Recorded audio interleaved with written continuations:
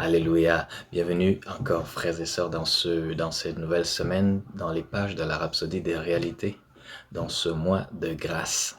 Amen, amen. Père éternel, nous te prions, nous te recommandons ce moment saint en ta présence, Seigneur, que ta grâce abondante se déverse sur nous au nom de Jésus-Christ.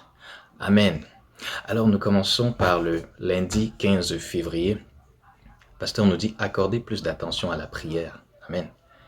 La prière fervente, sincère, continue, du juste a une grande efficacité, dans Jacques 5, verset 16. Comme dans l'histoire que nous raconte Matthieu 17, dans Matthieu 17, à propos du garçon malade épileptique, que les disciples de Jésus ne pouvaient pas guérir. Jésus a dû parler sévèrement aux démons, avec autorité. Amen. Et ce démon est sorti et l'enfant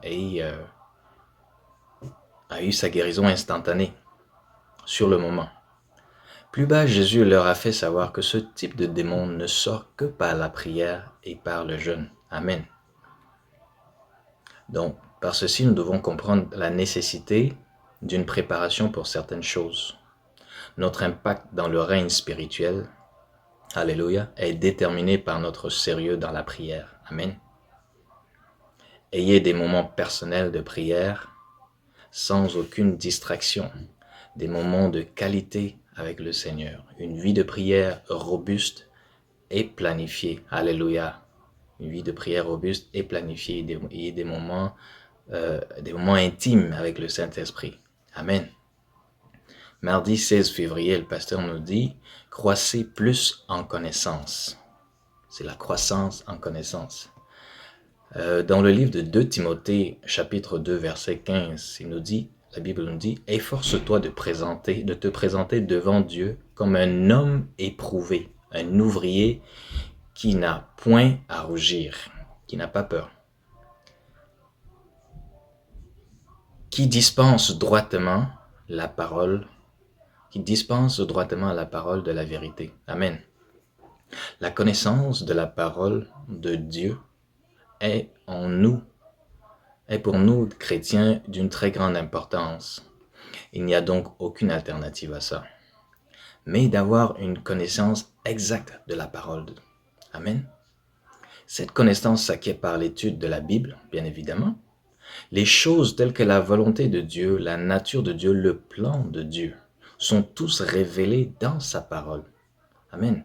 Si quelqu'un n'a pas la parole, ou alors il la néglige, il ne l'a pas du tout, ou alors il l'a, mais il la néglige, il vit dans l'obscurité tout simplement. Et il ne saura jamais comment le Père veut qu'il vive.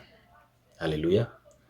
La rhapsodie des réalités est un instrument qui vous donne une perspective quotidienne de la parole de Dieu, avec ses différents segments, le verset d'ouverture, le message, la confession, le plan de lecture biblique. Et vous avez plein d'autres matériels aussi, à l'occurrence audio et vidéo. Et aussi dans le PCDL, la librairie digitale de Pasteur Christ. Accédez donc à ces matériels et vous verrez votre foi grandir, aller de gloire en gloire. L'étude de la parole devrait être partie intégrante de votre vie, de votre quotidien. Amen. Alors, mercredi 17 février, le pasteur nous enseigne, il dit « Examinez tout ce que vous entendez ». Examinez tout ce que vous entendez. Bien-aimés, n'ajoutez pas de foi à tout esprit, mais éprouvez les esprits pour savoir s'ils sont de Dieu, car plusieurs faux prophètes sont dans le monde. Tiré de 1 Jean 4, verset 1. Certains comprennent de travers le verset de Romains 13 à 1. Vous pouvez le lire, Romains 13, chapitre 13, verset 1. Pendant qu'ils doivent faire tout ce qu'il leur est demandé, venant d'une autorité. En pensant qu'ils doivent faire tout ce qu'il leur est demandé, venant d'une autorité. Ça, c'est ce que beaucoup de gens pensent à travers ce verset-là. Toutefois, notre verset d'ouverture nous dit de ne pas ajouter foi à tout esprit, mais d'examiner d'où vient l'ordre D'où vient l'instruction? Ça pourrait venir de Satan. Il faut l'examiner. Certaines autorités sont choisies par Dieu, mais ne se liguent pas à Dieu. Ils se liguent contre Dieu. Un exemple nous est donné dans l'histoire du roi Saül. Vous pouvez lire 1 Samuel chapitre 15. Tout le chapitre 15, vous allez comprendre ça, cette histoire. Ceci nous montre donc que le Seigneur fait... Le fait d'être d'accord avec un dirigeant ne veut pas dire que son instruction vient de Dieu. Dieu demeure l'autorité suprême par laquelle nous jugeons toutes les choses. Il est donc important que les dirigeants écoutent Dieu, recherchent sa volonté et fassent sa volonté. Il est important qu'ils fassent sa volonté pour qu'ils examinent les lois, pour voir si ces lois sont bonnes pour Dieu et pour les hommes. Amen. Jeudi 18 février, l'enseignement nous dit, c'est en vous. C'est en vous. Dis à toi-même, c'est en moi. Amen. Or, à celui qui peut faire, par la puissance qui agit en nous, infiniment au-delà de tout ce que nous demandons ou pensons. Tiré de Éphésiens 3, verset 20. Rendre Dieu responsable des malheurs dans sa vie, des moments malheureux dans sa vie est tout simplement le résultat de l'ignorance pour certaines personnes. Et ça, c'est vrai. Dieu est tout-puissant et sa puissance réside en vous. Amen. Dieu agit en vous à la mesure de l'opération de sa puissance. Alléluia. Quel que soit ce que vous voulez accomplir dans votre vie, la guérison, la croissance financière, l'expansion dans le ministère et autres, bien d'autres, la puissance pour réaliser ces choses réside en vous. Alléluia. Lorsque vous parlez en langue, vous activez rapidement la capacité dynamique pour opérer des changements. Car le parler en langue vous revigore, vous active dans le supernaturel, dans le surnaturel. Alléluia. Ça éveille la puissance divine de l'intérieur. Et de même, lorsque vous affirmez la parole de Dieu avec assurance. Amen. Dieu et sa parole sont un. Amen. Dieu et sa parole sont un. Alors, déclarer sa parole dans toute situation, sa puissance produira un changement. Maintenez la méditation de la parole de Dieu dans votre vie. Déclarez-la et expérimentez la puissance de Dieu, comme vous ne l'avez jamais expérimenté auparavant. Amen. Vendredi 19 février, le pasteur nous enseigne un don au monde, lesquels reposent sur l'espérance de la vie éternelle, promise dans les plus anciens temps par le Dieu qui ne ment point et qui a manifesté sa parole en son temps par la prédication qui m'a été confiée d'après l'ordre de Dieu notre Sauveur, tiré de Tite, chapitre 1, versets 2 à 3. La vie éternelle, avant que le monde commence, était une promesse. La vie éternelle était une promesse avant que le monde existe. Et maintenant, elle est accomplie.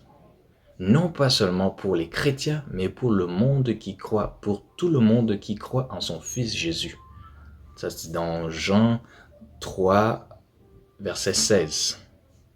Vous comprenez pourquoi il a expliqué ça. Parce que la vie éternelle nous a été offerte par Jésus-Christ, à travers Jésus-Christ.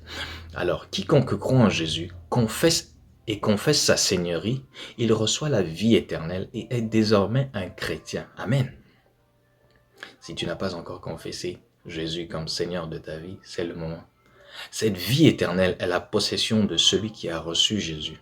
Celui qui a le Fils a la vie. Amen. Dans 1 Jean, chapitre 5, versets 11 à 12. C'est la référence pour ça.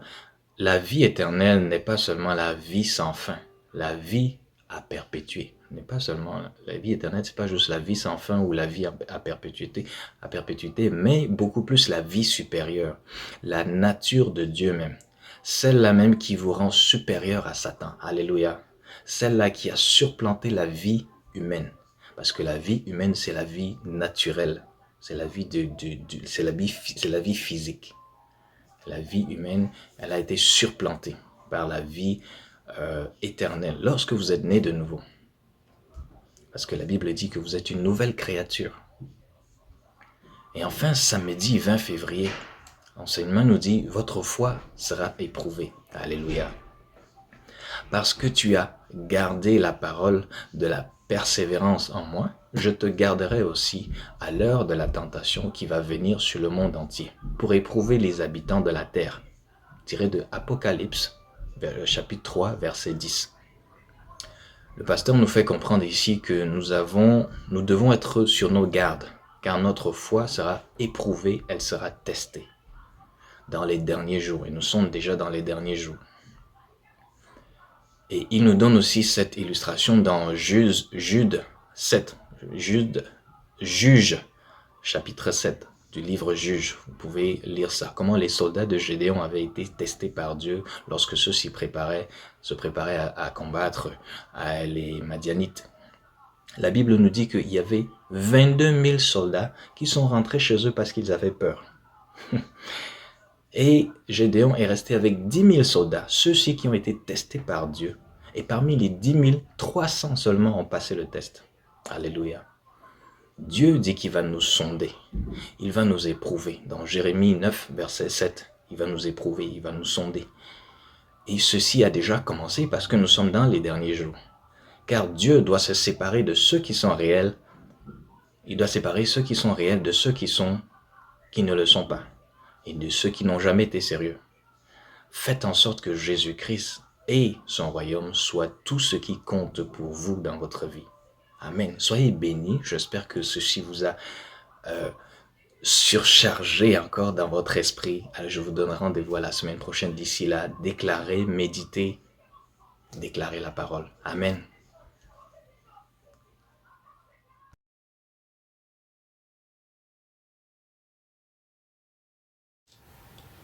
J'espère que vous avez été bénis par ce dévotionnel. Je vous invite à faire de Jésus-Christ le Seigneur de votre vie en priant ainsi. Répétez après moi.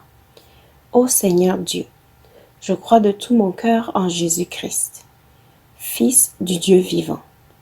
Je crois qu'il est mort pour moi et Dieu l'a ressuscité des morts. Je crois qu'il est vivant aujourd'hui. Je confesse de ma bouche que Jésus-Christ est le Seigneur de ma vie à partir d'aujourd'hui. Par lui et en son nom, j'ai la vie éternelle. Je suis né de nouveau. Merci Seigneur d'avoir sauvé mon âme. Je suis désormais un enfant de Dieu. Alléluia. Félicitations, vous êtes désormais un enfant de Dieu. Pour recevoir plus d'informations sur comment vous pouvez grandir en tant que chrétien, veuillez nous contacter à l'adresse sur l'écran. Bonne journée et à la prochaine. Merci.